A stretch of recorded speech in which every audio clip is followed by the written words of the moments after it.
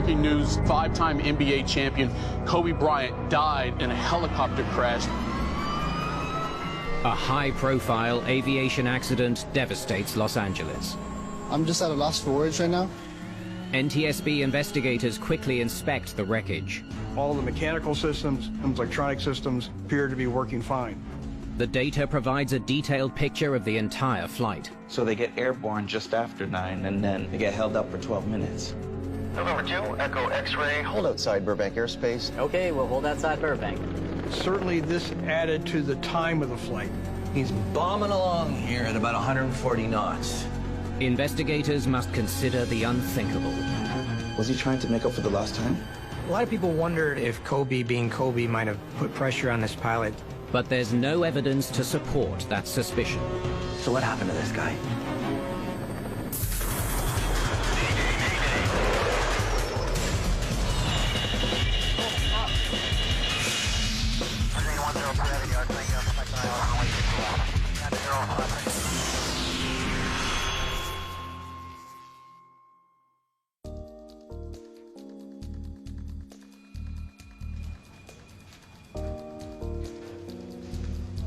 Hey, Rick. So I'm gonna go straight north to Dodger Stadium, around Burbank, and follow the 118 to get up and around the weather down here. What's the visibility at Burbank? Broken clouds with 5-mile visibility. We're good to go. Ara Zabayan is a helicopter pilot with more than 8,000 flying hours. They'll be here in about 15 minutes. I'll meet them here and help get them loaded. Roger that. He's the chief pilot for Island Express, a helicopter charter company based in California's Los Angeles County.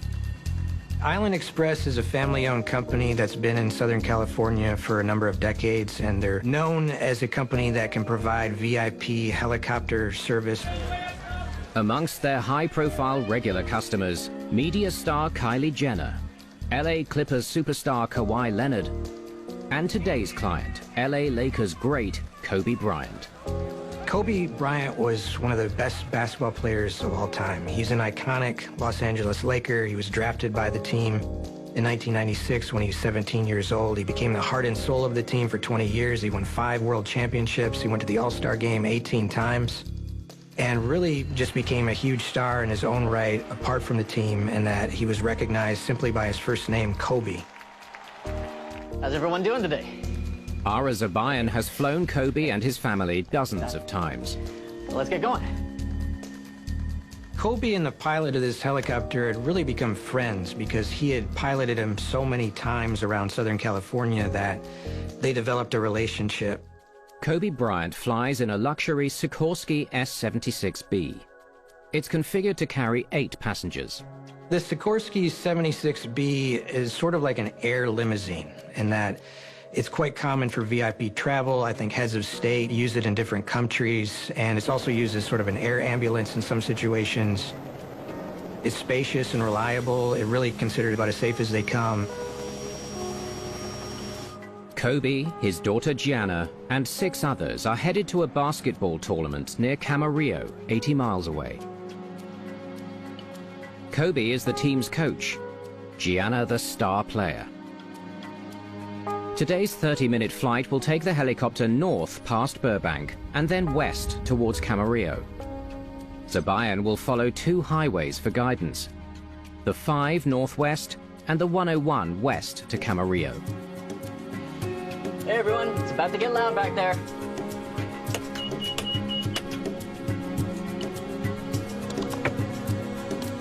Copter 72 Echo X-ray, Island Express for East 1 departure. Helicopter 72 Echo X-ray, cleared for departure from Island Express. Have a good flight. Good flight to Echo X-ray. Just after 9 a.m., the helicopter lifts off from Santa Ana. The destination is Kobe Bryant's Mamba Sports Academy. It's a regular journey for Zabayan. He flew this same group there and back yesterday. He was a very experienced pilot. He was able to fly the helicopter at speed, at low altitude, in a very dense airspace, and deal with weather at the same time. Since his early days as a player, Kobe Bryant has preferred helicopter travel to the crowded freeways of Southern California. He routinely uses helicopters for his personal and professional travel. Kobe loved to fly by helicopter just because he loved how much time it saved him. Kurt Dietz also flew for Island Express. Flying in LA is like nowhere else. There is a large congestion of multiple types of airspace in a small area. So you're always in and out of airspace. Today's flight will first need to pass through the controlled airspace surrounding Burbank, and then Van Nuys. Burbank Helicopter 72 Echo X-ray Sikorsky helicopter approaching the zoo for a 101 westbound transition. Zobayan requests permission to pass through Burbank's airspace. It's a very busy airport, and the controllers, they know what they're doing. November 72 Echo X-ray Burbank Tower. Burbank Class Charlie is IFR. Say intentions. Burbank is only accepting IFR flights, or instrument flight rules, which requires pilots to navigate solely on instruments. Zobayan, however, is only authorized to fly using Visual Flight Reference, or VFR. The threshold for the visual flight is normally 3 miles. The Burbank Airport was 2.5 miles. With insufficient visibility for VFR, the controller denies his request. But Zobayan's been flying helicopters in Southern California long enough to know a way around this restriction. Asking for special VFR transition to the 101 westbound. A special VFR allows him to operate at lower than standard visibilities, down to 1 mile visibility. And that's an agreement you have with the tower saying, I'm here, I want to go there, I'm requesting a special VFR. Special VFR allows Zobayan to navigate visually through the area of low visibility. November 2 Echo X-ray. Hold outside Burbank airspace. I have an aircraft going around and an inbound citation. The controller authorizes Zobayan to cross into Burbank airspace. But under the rules of special VFR, he must now wait until the airspace is clear of traffic. Okay, we'll hold outside Burbank, 2 Echo X-ray. Hey everyone, we'll have to circle here for a few minutes while we wait for a few planes to get out of our way. It shouldn't delay us too much. Anytime you have a hold, it puts a great deal of pressure on you as a pilot because you're going to be late.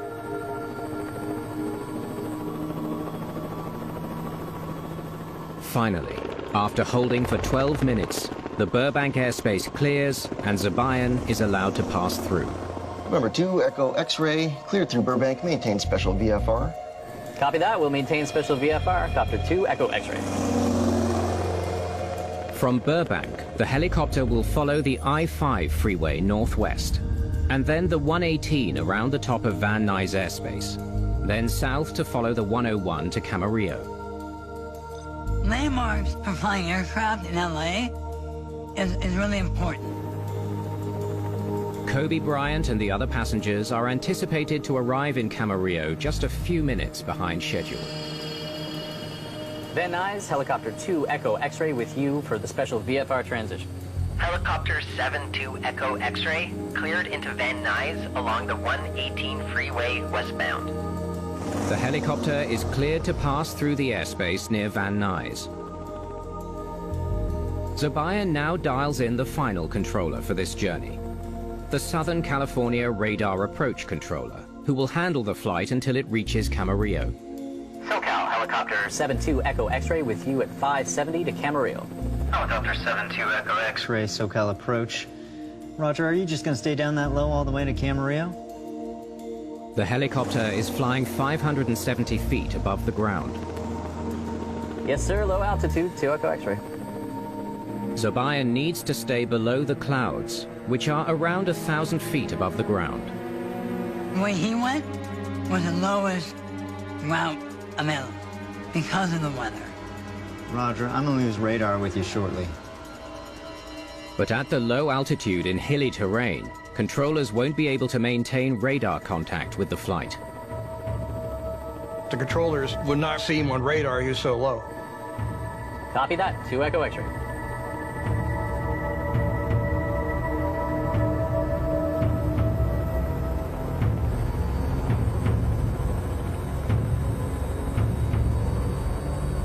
Less than 10 minutes from his destination, the visibility gets worse.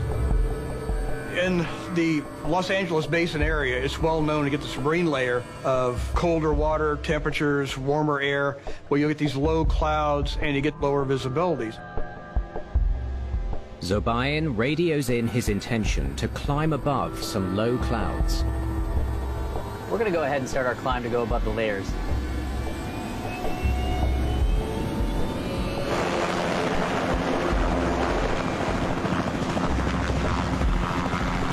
Two Echo X-ray, where are you?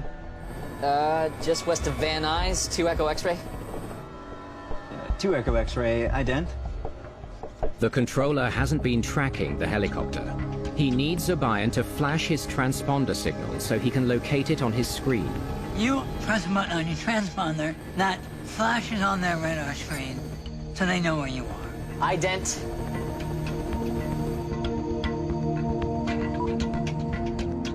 Two Echo X-ray, say intentions? We're climbing to 4,000, 2 Echo X-ray. And what are you gonna do when you reach altitude?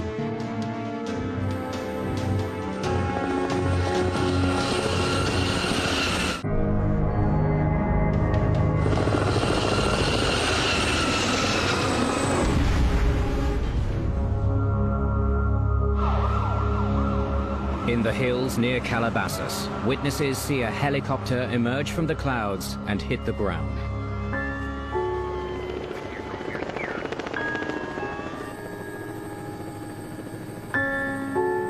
The team tracking Kobe Bryant's flight realizes something's gone wrong. The helicopter should have landed at Camarillo by now. It has disappeared from their flight tracker. We have some breaking news. A helicopter crash in Southern California. Los Angeles County Sheriff's deputies responding to reports of that crash just before 10 a.m. Pacific time. It's located in the Calavasas area. It doesn't take long before the media is reporting the tragic news. Kobe Bryant, his 13-year-old daughter, along with 7 other people, have been killed in the helicopter crash. It's just one of those things where you can read the words and you kind of process them, but you don't really. It's hard for it to sink in because you gotta think about that he's never coming back. He was the guy, he was my icon, my role model who got me into the sport, who got me playing. I'm just at a loss for words right now. You won't see another player like him again. He will be missed. There is this tremendous outpouring of grief in Los Angeles. People flocked to Staples Center, left all kinds of different mementos. This is much bigger than basketball, I think, just because I think Kobe was a real symbol, you know, of just hard work and dedication. Everybody was really just heartsick by what happened. Love you, Kobe. Love you, Gigi, and all the family.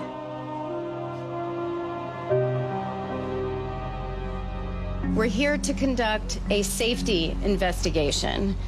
And our mission is not to just determine what happened, but why it happened and how it happened to prevent a similar accident from ever happening again. The NTSB begins its investigation at the crash site, looking for any clues to explain why a state-of-the-art helicopter, being flown by a highly experienced pilot, crashed 24 miles short of its destination. The first thing you do at the crash site is try to see, did all the components make it to the crash site? Was there any kind of mechanical failure? You know, did a rotor blade break or a tail rotor come off? The team uses a drone to scan the accident site and study the shape of the debris. Looking at this accident site is very clear. This was a relatively high rate of descent. The helicopter hit and the wreckage then bounced about 90 feet to where it came to a rest.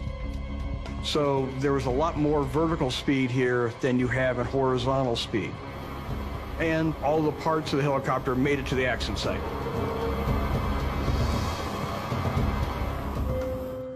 Investigators study flight control surfaces, the engines and rotors, as well as the helicopter's flight instruments. Examination of components found that there was no evidence of any pre-impact failures, that all the mechanical systems, electronic systems, everything at that time appeared to be working fine. The NTSB's Bill English has led investigations into some of the world's most notorious aviation accidents. We need to cover all our bases on this one. Knowing there was a high-profile person on board, obviously NTSB responded with a major investigations team. Okay. He takes off at 9:07. He flies northwest. To better understand what happened, investigators pieced together a detailed flight path from an ADS-B system that's on board the Sikorsky helicopter. ADS-B data is like transponder data. Controllers can see it, it's recorded, your airspeed, altitude, and headings, other information. And so you have this plotting capability. Look like there's some kind of hold here at Burbank, and he follows the I-5 to Van Nuys. And then south to the 101, which he follows until he makes this U-turn, straight into a hillside. You see this turn to the left, where he's coming back around or doing something. And that question is now in the investigation. What's exactly the pilot doing here? Let's take a look at the visibility. They study visibility reports from weather stations along the route. He did manage to avoid the worst of it here, a bit socked in near Burbank and Van Nuys, but nothing he can't get through.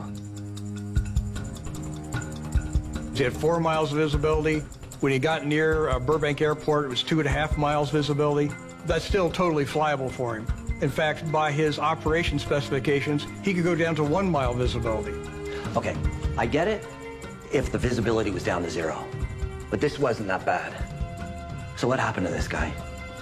Why do we have a high-time pilot in an aircraft that's capable of flight, and visibility conditions he should have been able to handle, either lose control or somehow inadvertently fly his helicopter in the ground? That becomes the key piece of this investigation. We need to figure out what he could actually see.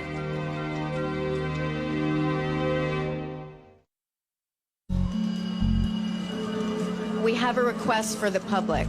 We're looking for photos of the weather in the area of the crash. If you could send those photos to witness@ntsb.gov. Investigators make a plea to the public for evidence regarding the Island Express helicopter crash that took the lives of Kobe Bryant and 8 others. They're looking for clues to explain how the pilot, Ara Zabayan, ended up hitting a hillside on a route he knew well. More than 8,300 flying hours. Instructor on the S-76. Chief pilot at Island Express. Apparently Kobe's favorite pilot. Bit of a superstar. Yeah. This pilot was not a rookie who just got his license. He was one of LA's top helicopter pilots, working for one of its top companies with some of its most high-profile clients. Records show that at 7 a.m. on the morning of the flight, Zabayan checked the weather for his pre-flight risk assessment and determined that even though there were low-hanging clouds blanketing the area, the flight was low risk. A risk assessment is weather, anxiety, sleep, all these factors that go into a flight. But a low-lying cloud layer surrounding Los Angeles, known as a marine layer, forced Zabayan to alter his regular, more direct route. Because of the weather, he flew more inland than he normally does, sort of a backdoor way in to where they were going. Based on the forecast, his plan was okay. Pretty good visibility all along the way. So what went wrong? Investigators need to understand the exact conditions Zabayan flew into in the final moments of the flight. These are 3 separate cameras all facing south toward the 101. Couldn't ask for a better view. The NTSB's plea for pictures of the weather pays off. A nearby baseball facility had surveillance cameras pointed at key sections of the flight path as the helicopter flew past. Let's see what this one shows on a clear day. Investigators compare images from the same camera taken on a clear day to images recorded at the time of the accident. Yeah, perfect. Okay, so 1 minute before the accident, the helicopter would be bombing along here. Can't see it. How close did it get to the camera? Best view of it would be here. That's 4,400 feet. The helicopter is less than a mile from the camera, but isn't visible. Okay, so what about larger objects? These hills, for instance. Visible on a clear day, but not at the time of the crash. That hilltop is 8,000 feet away. So visibility beneath the clouds was less than 8,000 feet. It's a mile and a half. The video study tells investigators that around the time of the accident, Zobayan would not have been able to see any further than 1.5 miles. You're only allowed to fly in visibilities 1 mile or greater. 1.5 miles? Pretty low. Pretty minimal. Investigators know Zobayan would have been able to fly safely below the clouds with 1.5 mile visibility. So what if he was actually above the cloud base? But he was only 450 feet above the ground. The cloud ceiling, the base of the cloud layer, was reported to be 1,100 feet near Van Nuys. But Zobayan was flying about 450 feet above the ground, which would put him well below the clouds. These are images from the camera on the 101 facing west. Okay, you can just make him out here actually heading into fairly heavy clouds. Same camera, 3 seconds later, he's disappeared. And then we have a witness who said that she saw the helicopter disappear into what she described as a thick wall of heavy clouds. The NTSB had quite a few very good witnesses, in my opinion, and they also had cameras in the area, so they could collect data in real time of what this pilot would have been encountering. Their surveillance data shows him only 450 feet above the ground. So the cloud base was no more than 450 feet above the ground, not the 1,100 feet which was being reported along his route. The report at an airport 5 miles away can be greatly different than what you're encountering because of uplifting winds and that type of thing around the hills. The area near Calavasas has its own unique climate. The Malibu Canyon can channel fog up from the Pacific Ocean. That fog is known to pool precisely where Zobayan was seen flying into clouds. The fog gathers here at Murrow Road, and this is where our witnesses saw him enter the clouds. Investigators have determined that just over a minute before the accident, Zobayan flew into dense clouds that would have reduced his visibility to near zero. That clinches it. He flew into IMC. IMC, Instrument Meteorological Conditions, is when visibility is so poor that pilots need to fly only on instruments. They were only authorized to fly under visual flight rules. Legally, he's not allowed to enter it. He's only allowed to go in visual conditions only. And yet he did. In aviation, there's a term for VFR pilots who fly into low visibility conditions. It's called an inadvertent encounter with IMC.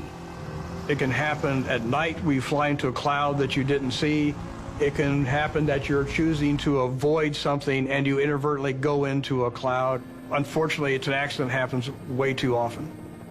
Inadvertent IMC is a leading cause of aviation accidents over the past 10 years. More than 80% of them are fatal. You can't see where the horizon is, and you can't see the sky from the ground. You don't know visually, which is our main sense. You have to rely on secondary senses, such as sense of balance, and there are illusions that come up.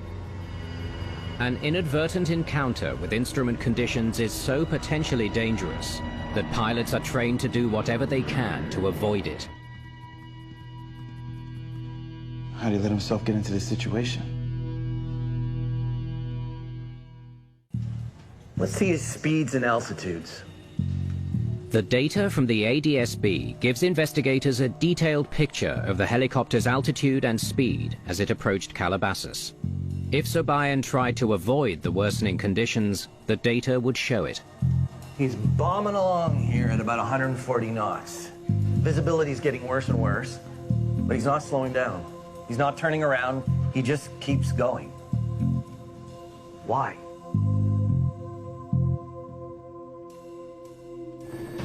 He could have turned around, landed at Van Nuys. He could have circled for a while. We're near the airport waiting for the conditions to improve, For whatever reason we don't know, he chose none of those options. The team now considers the widely held belief that Zabayan was pressured to continue the flight by his high-profile passenger. A lot of people wondered after the crash happened if Kobe, being Kobe, might have put pressure on this pilot to get to where he wanted to go, because that's the whole reason that he was taking the helicopter in the first place, is to get from point A to point B and do it without any unnecessary delays. The same passengers take the same flight the day before the accident. They're scheduled to take off at 9:45, but Kobe changes that to 9. They moved it up by 45 minutes so that Kobe could watch another team or teams play in preparation for his daughter's basketball tournament on Sunday. So they get airborne just after 9, and then this happens. They're held up for 12 minutes. November 2, Echo X-ray, hold outside Burbank airspace. I have an aircraft going around in an inbound citation. Investigators know that Kobe's helicopter was held up at Burbank for 12 minutes while Zabayan waited for traffic to clear the controlled airspace. Okay, we'll hold outside Burbank, 2 Echo X-ray. A little more than 10 minutes later, Zabayan flew into thick cloud cover at a speed of 160 miles an hour as he approached Camarillo. In my opinion, 140 knots is probably twice the speed he should have been operating in those visual conditions. He should have slowed down. Was he trying to make up for the lost time? The team digs into Kobe Bryant's previous flights with Island Express to see if there's any history of him putting pressure on pilots. He took 26 flights with Island Express last year. Not once did he pressure a pilot to keep going. Kobe would never put pressure on a pilot. I flew him for 2 years. Not once was there ever any amount of pressure from him. Investigators find no evidence that Kobe Bryant or any member of his team put pressure on Zabayan to continue the flight. They had a history. They scrutinize Kobe Bryant's relationship with Ara Zabayan for anything that could have affected the pilot's behavior on the day of the accident. More than history. The director of operations says that Kobe's relationship with Ara was, quote, warm and friendly, that he trusted Ara with his girls and his family, and that they always wanted Ara. The company's VP says that their relationship was more like a friendship, and that Kobe would call him Mr. Pilot Man. These guys sure were tight. The relationship may have been pressure enough. How's everyone doing today? Investigators conclude that Zabayan's close relationship with Kobe Bryant may have led to self-induced pressure to get him to his destination. Part of the concern here is that the pilot was trying to complete the mission in part to satisfy the client. Investigators soon find another important factor that may have influenced Zabayan's decision-making. 6 minutes before the crash, he clears Van Nuys airspace and heads south. Tells controllers that he planned to stay low all the way to Camarillo. To stay below the clouds. Helicopter 72 Echo X-ray. Are you just gonna stay down that low all the way to Camarillo? Yes, sir. Low altitude, 2 Echo X-ray. 2 minutes later, he starts following the 101, which should lead him straight into Camarillo. He bounds along the 101 for 2 more minutes until he hits this wall of clouds. 24 miles to go. He was almost there. Almost. Zabayan was less than 10 minutes away from getting his passengers to their destination. When you're close to finishing, you have a tendency to be willing to tolerate conditions that might have caused you not to take the trip originally. The team believes Zabayan was suffering from a condition known as plan continuation bias when he decided to keep going despite deteriorating weather conditions. Plan continuation bias is an unconscious bias to continue with the original plan even when conditions change. But in an aviation environment, it can be deadly. It doesn't take long for things to start going wrong as soon as he enters that cloud. Instead of turning around, Zabayan decides to climb above the clouds. We're going to go ahead and start our climb to go above the layers. He starts banking further and further left, descends rapidly, hits the hill here. The pilot's unusual actions lead investigators to wonder about the level of training he received. He was trained to avoid IMC and what to do if he got into it. They discover that Zubayan was well trained to escape the precise conditions he flew into.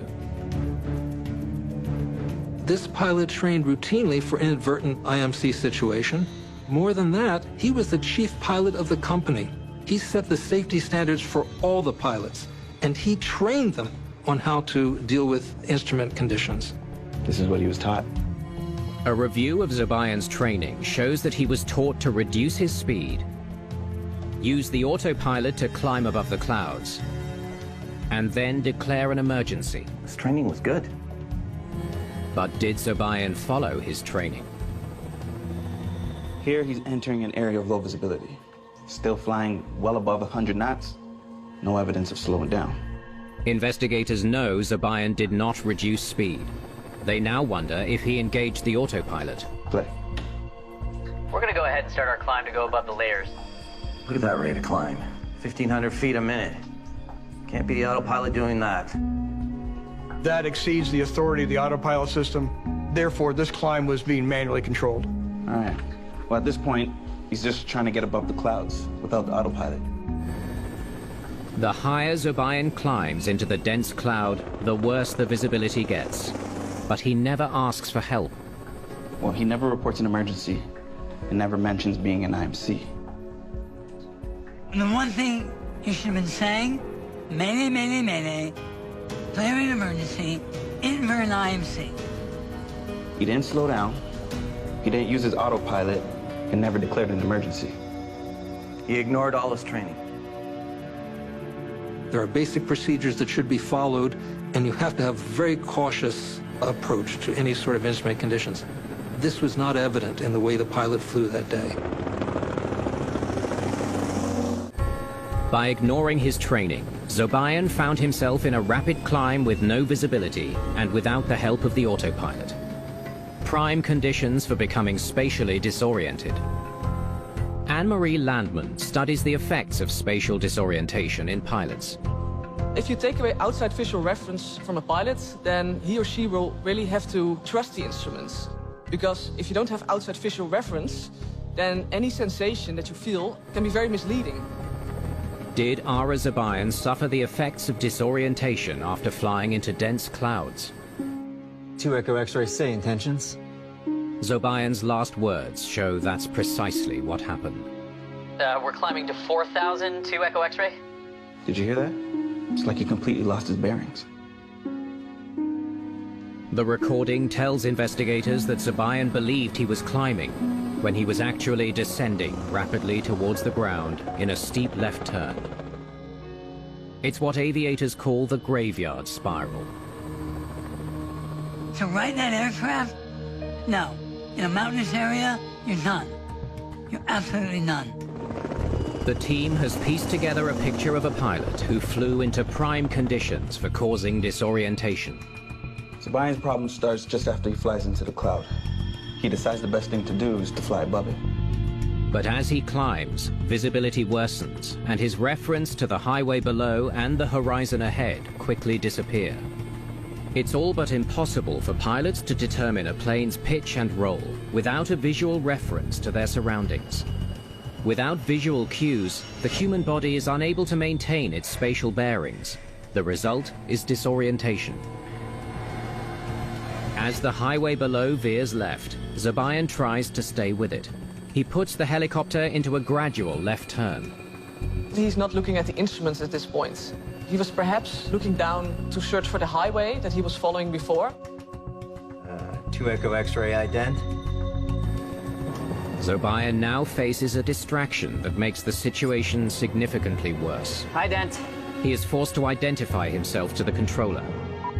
It's not only a distraction, it forces him to move his head, which increases the risk of disorientation.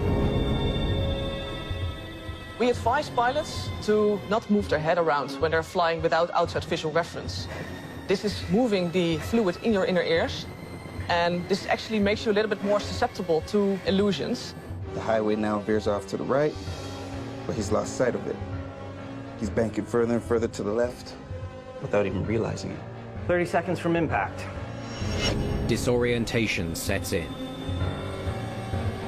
The turn is so gradual and it is so slow that the onset, it seems that he's not feeling that. So for him, it still feels that he's flying level.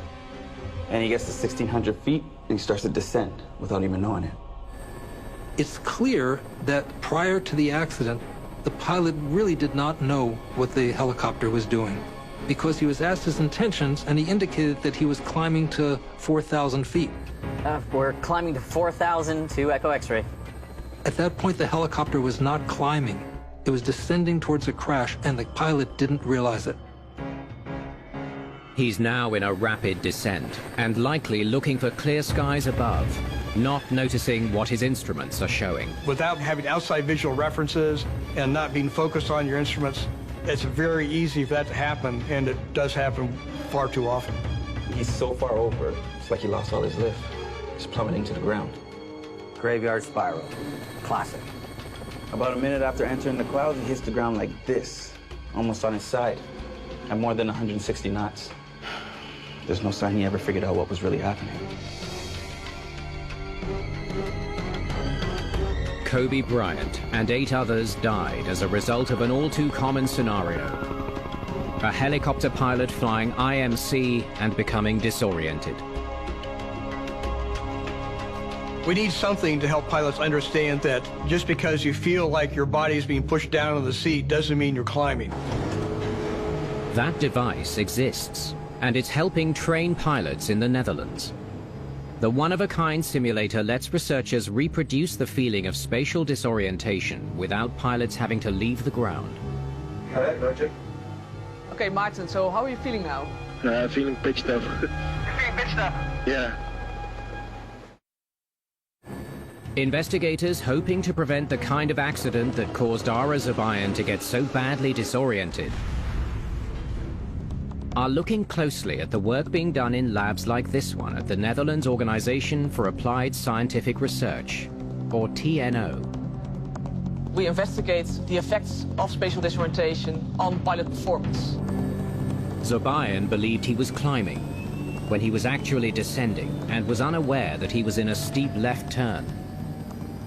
He was suffering from 2 of the most common illusions affecting pilots: somatogravic, involving his sense of pitch, and somatogyral, involving his sense of roll.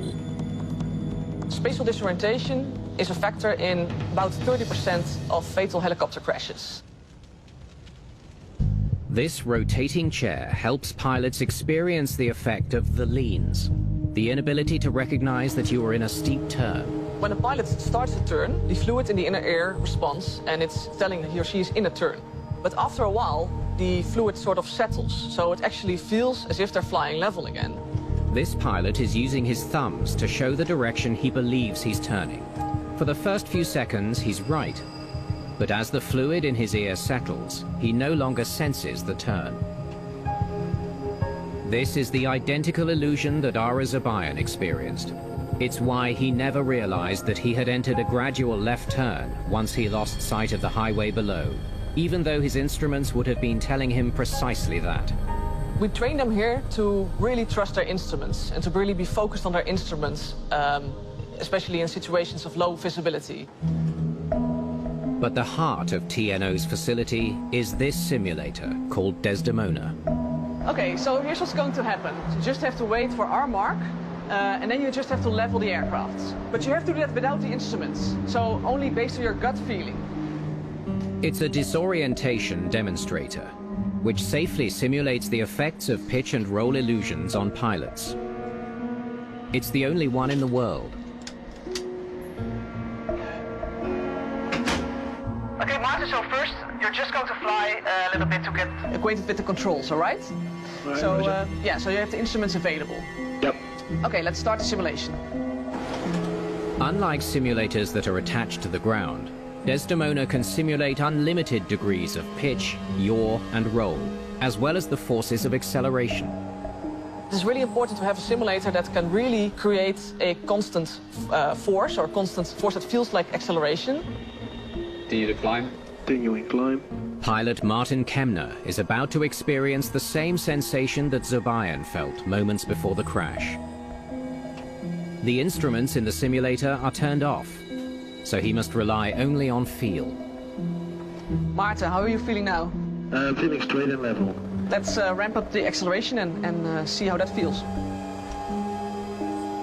Now we're starting the centrifuge, and the cabin of the simulator is pointing towards the center. So for Martin, it actually just feels like he's accelerating forward. The acceleration causes him to mistake what is actually happening. Okay, Martin, what are you feeling now? A bit pitched up. And what do you think that the aircraft is doing now? We're climbing now. If you're accelerating forwards, the little hairs in your inner ear will actually give a constant signal that is the same as if you're being pitched up. We're climbing to 4,000 to Echo X-ray. It's the exact illusion that caused Ara Zobayan to believe he was still climbing when his helicopter was in a steep descent. So can you now bring the nose back to level? Yep, sure. So you can see that he's bringing the nose below the horizon. For him, this actually feels level. So shall we show him the instruments? Oh my God. I'm 20 degrees nose down. Okay, can you recover? We hope that this helps them to recognize spatial disorientation when it occurs. Secondly, we also hope to teach them some skills that help them to manage spatial disorientation if it occurs. Wow, that was it. Crazy, it was crazy. I believe that as a tribute to the victims of this accident, the industry needs to realize how common and sinister these effects can be and develop better safety standards. As a result of NTSB recommendations, the Federal Aviation Administration is evaluating tools like Desdemona that can be used to train more pilots how to recognize and cope with the effects of disorientation. The last thing the NTSB wants to do is go back and investigate this kind of accident all over again. And through the death of this person and people on board, hopefully this will be the one to help improve safety.